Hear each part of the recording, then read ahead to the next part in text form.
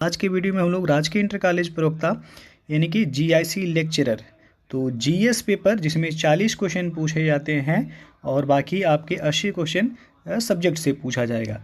तो ये GS paper का पहला प्रैक्टिस सेट आज हम लोग हल करेंगे। तो वीडियो अच्छा लगेगा लाइक शेयर करिएगा। चैनल को अभी तक आप सब्सक्राइब नहीं किए हैं सब्सक्राइब कर लीजिएगा, बेल आइकन को प्रेस कर लीजिएगा जिससे आने वाले अगले वीडियो का नोटिफिकेशन आपको पहले मिलता रहे। और यदि आप अभी तक जीआईसी प्रवक्ता जीएस का प्रीवियस ईयर क्वेश्चन नहीं देखे हैं तो आप उसे ज़रूर देख लीजिएगा। 2021 का, 2017 का, 15 का, 2008 का, जितने भी अभी तक जीआईसी एग्ज़ाम हुए हैं सबका जीएस का पेपर अपलोड किया गया है, तो उसे ज़रूर देखिएगा। तो चलिए शुरू करते हैं आज का पहला प्रैक्टिस सेट। पहला सवाल यहाँ पे आप देख लीजिए, भारत के निम्नलिखित संगठनों या निकायों में से कौन सा निकाय संवैधानिक निकाय है। तो इसमें आप ऑप्शन देखेंगे, संविधान में जिनका वर्णन है ये पूछा गया है कि वो कौन सा निकाय है। तो इसका सही विकल्प होगा ये ऑप्शन, राष्ट्रीय पिछड़ा वर्ग आयोग का भारत के संविधान में इसका वर्णन है, जबकि राष्ट्रीय मानवाधिकार आयोग नहीं है, राष्ट्रीय विधि आयोग भी नहीं है और राष्ट्रीय उपभोक्ता विवाद निवारण आयोग भी भारत का संवैधानिक निकाय नहीं है। कौन सा है संवैधानिक निकाय? तो राष्ट्रीय पिछड़ा वर्ग आयोग, ये विकल्प इसका बिल्कुल सही हो जाएगा। दूसरा सवाल है, भारत के राष्ट्रपति के संदर्भ में निम्नलिखित में से कौन सा कथन सही है। पहला देखते हैं यहाँ पे कि भारतीय संविधान के अनुच्छेद 52 में राष्ट्रपति की योग्यता का वर्णन है, ये आपका गलत हो जाएगा। भारतीय संविधान के अनुच्छेद 58(1) में राष्ट्रपति की योग्यता का वर्णन है, ना कि 52 में। 58(1) में राष्ट्रपति की योग्यता संबंधी प्रावधान दिए गए हैं, तो पहला तो गलत है। दूसरा, भारत में अब तक किसी भी राष्ट्रपति पर महाभियोग नहीं लगाया गया है, ये आपका बिल्कुल सही है। तो नीचे दिए गए कूट से सही उत्तर का चयन कीजिए। तो सही कथन इसमें कौन सा है? केवल 2, सी विकल्प यहाँ पे सही है। तो आपका आप ध्यान रखिएगा कि जो राष्ट्रपति की योग्यता का वर्णन है संविधान के किस अनुच्छेद में है? 58(1) में है। अगला सवाल है, भारतीय संविधान में राष्ट्रपति के चुनाव की प्रक्रिया किस देश के संविधान से ली गई है। तो राष्ट्रपति के चुनाव की प्रक्रिया आयरलैंड से लिया गया है, यहाँ पे सी विकल्प सही हो जाएगा। और नीति निर्देशक तत्व भी पूछा जाएगा किस देश के संविधान से लिया गया है, तो ये भी आपका आयरलैंड से लिया गया है नीति निर्देशक तत्व। और बात करें संयुक्त राज्य अमेरिका से, तो संयुक्त राज्य अमेरिका से लिया गया है आपका मौलिक अधिकार। मौलिक अधिकार किस देश के संविधान से लिया गया है? तो ये यूएसए यानी कि संयुक्त राज्य अमेरिका के संविधान से लिया गया है। ब्रिटेन से लिया गया है संसदीय प्रणाली। संसदीय प्रणाली किस देश के संविधान से लिया गया है? तो ब्रिटेन से लिया गया है। एकल नागरिकता भी यहीं से लिया गया है। यूएसएसआर यानी कि रूस से आप लिया गया है मौलिक कर्तव्य। तो मौलिक कर्तव्य यदि पूछा जाए किस देश के संविधान से लिया गया है, तो रूस से मौलिक कर्तव्य लिया गया है। तो यहाँ पे आपसे पूछा गया था राष्ट्रपति के चुनाव की प्रक्रिया किस देश के संविधान से अपनाया गया है, तो आयरलैंड सही होगा, सी ऑप्शन यहाँ पे। चौथा सवाल है, भारत में न्यायपालिका द्वारा रिट जारी करने का प्रावधान किस देश से लिया गया है। तो रिट जारी करने का प्रावधान जो लिया गया वो ब्रिटेन के संविधान से लिया गया है, ये विकल्प यहाँ पे सही हो जाएगा। ऑस्ट्रेलिया के संविधान से लिया गया है समवर्ती सूची। समवर्ती सूची पूछा जाएगा किस देश के संविधान से लिया गया है, तो ऑस्ट्रेलिया से लिया गया। यूएसए से बताया गया आपको। मौलिक अधिकार लिया गया दक्षिण अफ्रीका से। संविधान संशोधन की प्रक्रिया, संविधान संशोधन कहाँ से लिया गया है, तो ये दक्षिण अफ्रीका के संविधान से लिया गया है। तो ये भी पॉइंट जरूर याद रखिएगा। तो जो रिट जारी करने का प्रावधान है वो ब्रिटेन के संविधान से लिया गया है। और आपको पता होगा जो सुप्रीम कोर्ट है तो ये अनुच्छेद 32 के तहत रिट जारी करता है, और हाई कोर्ट जो है वो अनुच्छेद 226 के तहत रिट जारी करता है। ये भी कई बार सवाल पूछा गया है, तो ध्यान में रखिएगा। अगला सवाल है, संविधान के किस अनुच्छेद में वर्णित है कि भारत के उच्चतम न्यायालय एवं उच्च न्यायालय की समस्त कार्यवाही अंग्रेजी भाषा में होगी। तो ये अनुच्छेद 348 में वर्णित है, डी ऑप्शन यहाँ पे सही हो जाएगा। छठा सवाल देखते हैं, संविधान के किस अनुच्छेद में कहा गया है कि भारतीय संविधान का संक्षिप्त नाम भारत का संविधान है। तो ये कहा गया अनुच्छेद 393 में, बी ऑप्शन यहाँ पे सही हो जाएगा। 7वां प्रश्न है, निम्नलिखित नदियों पर विचार कीजिए। पहला दिया गया है ब्राह्मणी, दूसरा नागवली, तीसरा सुवर्ण रेखा, चौथा वंशधारा। तो उपर्युक्त में से कौन सी नदियाँ पूर्वी घाट से निकलती हैं? तो पूर्वी घाट से जो निकलने वाली नदियाँ हैं इनमें नागवली है और वंशधारा है। 2 और 4 यानी कि विकल्प कौन सा सही हो रहा है यहाँ पे? बी ऑप्शन सही होगा। 2 और 4 नागवली वंशधारा नदी ये पूर्वी घाट से निकलने वाली नदी हैं। प्रतिचक्रवात के संबंध में निम्नलिखित में से कौन सा कथन सत्य है? तो इनमें आप देखेंगे इसके केंद्र में वायुदाब उच्चतम होता है। प्रतिचक्रवात के संबंध में दिया गया है तो इसके केंद्र में वायुदाब उच्चतम होता है, बिल्कुल सही है। इसमें हवा की दिशा केंद्र से परिधि की ओर होती है, ये भी सही है। भूमध्य रेखीय भागों में इसका पूर्णतः अभाव रहता है, ये भी सही है। तो आपका यहाँ पे डी विकल्प सही होगा। इनमें से सभी कथन सत्य हैं। महासागर की भूपर्पटी में मुख्य रूप से किसकी बहुलता होती है? तो इनमें आप देखेंगे सिलिका और मैग्नीशियम दोनों की बहुलता पाई जाती है महासागर की भूपर्पटी में। तो ए तथा बी दोनों यानी कि डी विकल्प यहाँ पे सही हो जाएगा। निम्नलिखित में से कौन सा कथन सत्य है? पहला यहाँ पे दिया गया है कि पृथ्वी के ऊपरी परत को भूपर्पटी कहते हैं जिसकी मोटाई या गहराई 35 किलोमीटर तक होती है, बिल्कुल सही है। पृथ्वी की जो ऊपरी परत है उसे हम क्या कहते हैं? भूपर्पटी कहते हैं। और इसकी मोटाई कितना है? 35 किलोमीटर तक है। मोटाई या गहराई आप कह सकते हैं 35 किलोमीटर तक होती है, बिल्कुल सही है। समुद्र तल पर भूपर्पटी की मोटाई 5 किलोमीटर होती है, ये भी कथन सही है आपका। भूपर्पटी के नीचे मेंटल 2900 किलोमीटर की गहराई तक फैला है, तो ये भी कथन सही है। तो यहाँ पे सत्य कथन पूछा है, इनमें से सभी डी ऑप्शन सही है। इनमें से सभी कथन सही हैं। यहाँ पे 11वां प्रश्न है, ऐहोल शिलालेख से संबंधित निम्नलिखित कथनों पर विचार कीजिए। पहला दिया गया यह ब्राह्मी लिपि में लिखा गया था। ऐहोल शिलालेख के संदर्भ में पूछा जा रहा है, तो यह ब्राह्मी लिपि में नहीं लिखा गया था। पहला कथन यहाँ पे गलत हो जाएगा। ये चालुक्य लिपि में लिखा गया था। चालुक्य लिपि में ये लिखा गया शिलालेख था, चालुक्य लिपि। तो पहला तो गलत है। इसमें पुलकेशिन द्वितीय द्वारा हर्षवर्धन की पराजय का उल्लेख है, बिल्कुल सही है। ऐहोल शिलालेख में पुलकेशिन द्वितीय द्वारा हर्षवर्धन की पराजय का उल्लेख किया गया। इसे रवि कीर्ति ने लिखा था, ये भी सही है। तो यदि सवाल पूछा है ऐहोल शिलालेख किसने लिखा था, तो रवि कीर्ति ने। दूसरा तीसरा तो सत्य है। यहाँ पे सत्य कथन पूछा गया, उपयुक्त में से कौन सा कथन सही है? तो दूसरा और तीसरा यानी कि सी विकल्प यहाँ पे सही हो जाएगा। अगला सवाल है, गीयक और कियारी नामक नौपाषाण स्थल कहाँ स्थित है? तो यह लद्दाख में स्थित है। यहाँ पे डी विकल्प सही हो जाएगा। गीयक और कियारी नामक ये नौपाषाण स्थल हैं, तो कहाँ पे हैं ये? वर्तमान में लद्दाख में। प्राचीन भारत में नीलोपिटू शब्द का प्रयोग निम्नलिखित में से किसके संदर्भ में किया जाता था? तो ये सार्वजनिक अभिलेखों के रख रखाव के संदर्भ में किया जाता था नीलोपिटू शब्द का प्रयोग। यहाँ पे सी विकल्प सही हो जाएगा। अगला सवाल है, निम्नलिखित में से कौन सा सही है? तो एक तरफ है पुस्तक और दूसरी तरफ लेखक दिया गया है, तो कौन सा इसमें सही सुमेलित है? किताबुल रेहला पुस्तक के लेखक इब्न बतूता हैं, बिल्कुल सही है। किताबुल रेहला जो पुस्तक है उसके लेखक इब्न बतूता हैं। तुगलकनामा जियाउद्दीन बर्नी, ये गलत हो जाएगा यहाँ पे। तुगलकनामा किसने लिखा है? तो अमीर खुसरो ने। तुगलकनामा किसने लिखा है? अमीर खुसरो ने लिखा है ये तुगलकनामा, तो दूसरा गलत है। शाहनामा किसने लिखा है? फिरदौसी ने लिखा है, ये भी सही है। तहकीके हिंद किसने लिखा है? अबू बकर ने नहीं लिखा है। तहकीके हिंद ने ये अलबरूनी ने लिखा था। अलबरूनी ने लिखा है तहकीके हिंद। तो इसमें सही जो है सुमेलित वो पहला है और यहाँ पे तीसरा है। पहला और तीसरा यहाँ पे सही सुमेलित है। तो ऑप्शन कौन सा सही हो जाएगा? यहाँ पे ये विकल्प सही होगा, 1 तथा 3। अगला सवाल है, निम्न में कौन सिकंदर के साथ भारत नहीं आया था?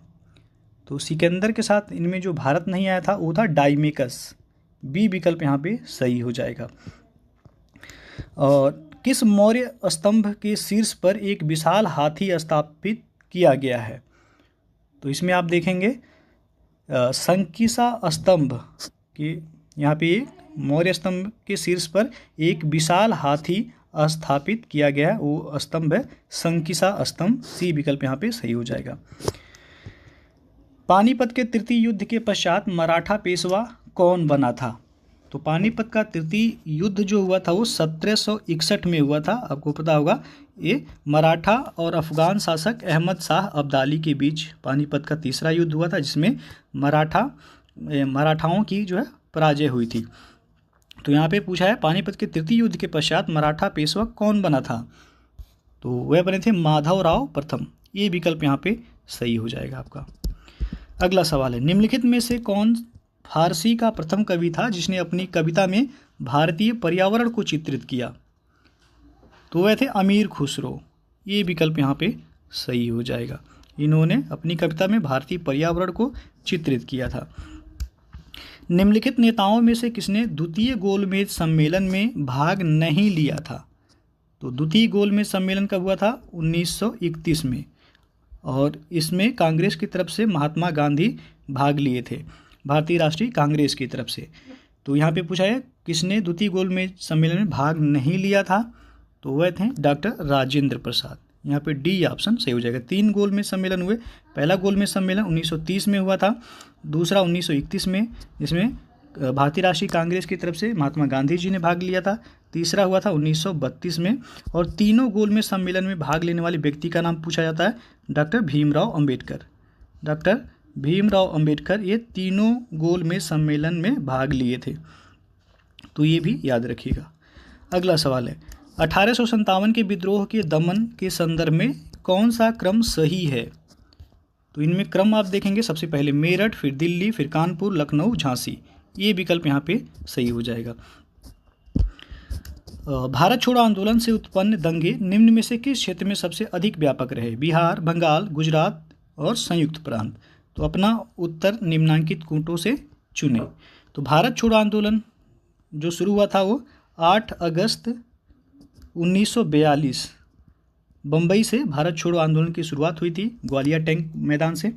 और पूछा गया किस क्षेत्र में सबसे अधिक व्यापक रहे उत्पन्न दंगे? तो ये आपका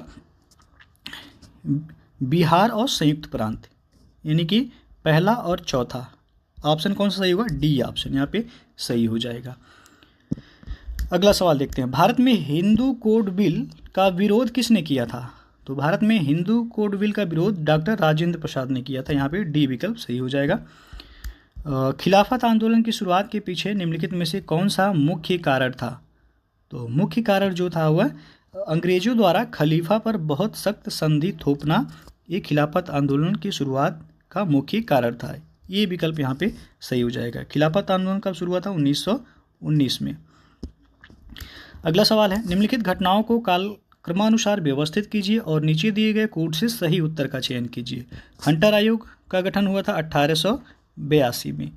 सैडलर आयोग कब आया? 1917 में। और वुड का घोषणा पत्र 1854। वुड का घोषणा पत्र 1854। सार्जेंट आयोग आया आपका 1944 में। तो क्रम से आप व्यवस्थित करेंगे जब, तो सबसे पहले हंटर आयोग होगा पहला, फिर उसके बाद आपका वुड का घोषणा पत्र तीसरा,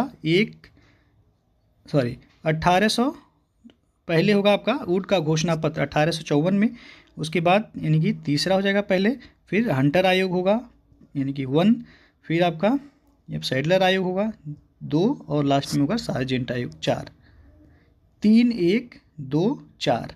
तो विकल्प यहाँ पे देख लीजिए आप, डी ऑप्शन सही हो रहा है। 3, 1, 2, 4 यही ऑप्शन सही है। अगला सवाल है, निम्नलिखित गवर्नर जनरलों में से किसने कांग्रेस को अत्यधिक अल्पसंख्यक लोगों का प्रतिनिधित्व करने वाली कहकर उपहास किया था? तो वह थे लॉर्ड डफरिन। इन्हीं के समय में भारतीय राष्ट्रीय कांग्रेस की स्थापना भी हुई थी 1885 में, और इन्होंने कांग्रेस को अत्यधिक अल्पसंख्यक लोगों का प्रतिनिधित्व करने वाली कहकर उपहास किया था। ये विकल्प यहाँ पे बिल्कुल सही हो जाएगा। कृत्रिम उपग्रह में विद्युत ऊर्जा का स्रोत क्या होता है? तो यह होता है सौर सेल। बी विकल्प यहाँ पे सही हो जाएगा। सौर विकिरण की सबसे महत्वपूर्ण भूमिका किसमें होती है? तो ये होता है जल चक्र में। बी ऑप्शन सही हो जाएगा यहाँ पे। और त्वरण ऋणात्मक होने पर किसी पिंड के वेग पर क्या प्रभाव पड़ेगा? तो यह घटेगा। बी ऑप्शन यहाँ पे सही हो जाएगा। त्वरण ऋणात्मक होने पर किसी पिंड के वेग पर क्या प्रभाव पड़ेगा, तो वह घटेगा। बी ऑप्शन सही हो जाएगा यहाँ। किसी कोशिकाओं के विभिन्न प्रकार की क्रियाओं का मुख्य स्थल क्या है, तो मुख्य स्थल कोशिका द्रव्य है। सी विकल्प यहाँ पे सही है। रेनिन का स्राव कहाँ से होता है, तो रेनिन का स्राव जो होता है वह जठर ग्रंथियों से होता है। सी विकल्प यहाँ पे सही हो जाएगा। मनुष्य की श्वास नली में होती हैं, तो मनुष्य की श्वास नली में ओ आकार की उपास्थि होती है। बी विकल्प सही हो जाएगा यहाँ पे। अगला सवाल देखते हैं। क्रमिक पोषी स्तर में विषाक्त पदार्थों की सांद्रता में वृद्धि को कहा जाता है, तो यह जैव आवर्धन कहलाता है। बी विकल्प बिल्कुल सही हो जाएगा यहाँ। अगला सवाल देखते हैं। प्रत्येक जबड़े में अग्र चौवर्णकों की संख्या कितनी होती है, तो प्रत्येक जबड़े में अग्र चौवर्णक की संख्या जो होती है वह 4 जोड़ी होती है। यहाँ पे डी ऑप्शन सही हो जाएगा। यकृत निम्नलिखित में से किसे संश्लेषित करता है, तो यकृत जो संश्लेषित करता है वह यूरिया का संश्लेषित करता है। सी ऑप्शन जो है सही हो जाएगा यहाँ पे। पीनियल ग्रंथि से स्रावित होता है, तो यहाँ पे आप देख सकते हैं ऑक्सीटोसिन है, वैसोप्रेसिन, मेलाटोनिन या फिर थायरॉक्सिन। तो पीनियल ग्रंथि से जो स्रावित होता है वो मेलाटोनिन हार्मोन है। यहाँ पे सी विकल्प बिल्कुल सही हो जाएगा आपका। अगला सवाल देखते हैं। हाल ही में विंबलडन 2025 के पुरुष एकल खिताब में किस खिलाड़ी ने जीत हासिल की, तो जैनिक सिनर ने। यहाँ पे सी ऑप्शन सही हो जाएगा। जो विंबलडन 2025 के पुरुष एकल का खिताब जीता है खिलाड़ी, उनका नाम है जैनिक सिनर। सी विकल्प यहाँ पे सही हो जाएगा। अगला सवाल है। हाल ही में मराठा सैन्य परिदृश्य को यूनेस्को की किस सूची में शामिल किया गया है, तो यह विश्व धरोहर सूची में शामिल हुआ है। सी विकल्प सही हो जाएगा। अगला सवाल देखते हैं। हाल ही में किस राज्य सरकार ने अन्नामलाई टाइगर रिजर्व में हॉर्नबिल संरक्षण हेतु उत्कृष्टता केंद्र स्थापित करने की मंजूरी दी है, तो तमिलनाडु राज्य सरकार ने। बी ऑप्शन सही हो जाएगा आपका। अन्नामलाई टाइगर रिजर्व भी पूछा है किस राज्य में है, तमिलनाडु में है। और इसी टाइगर रिजर्व में हॉर्नबिल संरक्षण हेतु उत्कृष्टता केंद्र स्थापित करने की मंजूरी जो दी है वो तमिलनाडु राज्य सरकार ने दी है। अगला सवाल है। हाल ही में विश्व स्वास्थ्य संगठन यानी कि WHO द्वारा किस देश को ट्रेकोमा मुक्त घोषित किया गया है, तो सेनेगल को घोषित किया गया है। सी विकल्प यहाँ पे सही हो जाएगा। WHO के द्वारा सेनेगल को ट्रेकोमा मुक्त घोषित किया गया है। और अगला जो आखिरी सवाल है ये। हाल ही में उत्तर प्रदेश में किस स्थान पर 3 दिवसीय आम महोत्सव 2025 का शुभारंभ किया गया था, तो ये किया गया अवध शिल्पग्राम में। सी विकल्प यहाँ पे सही हो जाएगा। यहीं पे भी हाल ही में 3 दिवसीय आम महोत्सव 2025 का शुभारंभ किया गया था, तो अवध शिल्पग्राम से हो जाएगा। सी विकल्प। दोस्तों ये था आपका GIC प्रवक्ता परीक्षा 2025 के लिए GS पेपर का पहला प्रैक्टिस सेट। यदि आप LT ग्रेड का मॉडल पेपर भी सॉल्व करना चाहते हैं GS पेपर के लिए, तो अभी तक 29 model paper LT grade GS paper के लिए कराए जा चुके हैं। आप नहीं देखें तो नीचे डिस्क्रिप्शन में लिंक दे दिया गया, वहां से जाके देख सकते हैं। वीडियो अच्छा लगा हो लाइक शेयर करिएगा, चैनल को सब्सक्राइब नहीं किए हैं सब्सक्राइब कर लीजिएगा, बेल आइकन को प्रेस कर लीजिएगा, जिससे आने वाले अगले वीडियो का नोटिफिकेशन आपको पहले मिलता रहे। तो वीडियो को पूरा देखने के लिए बहुत बहुत धन्यवाद।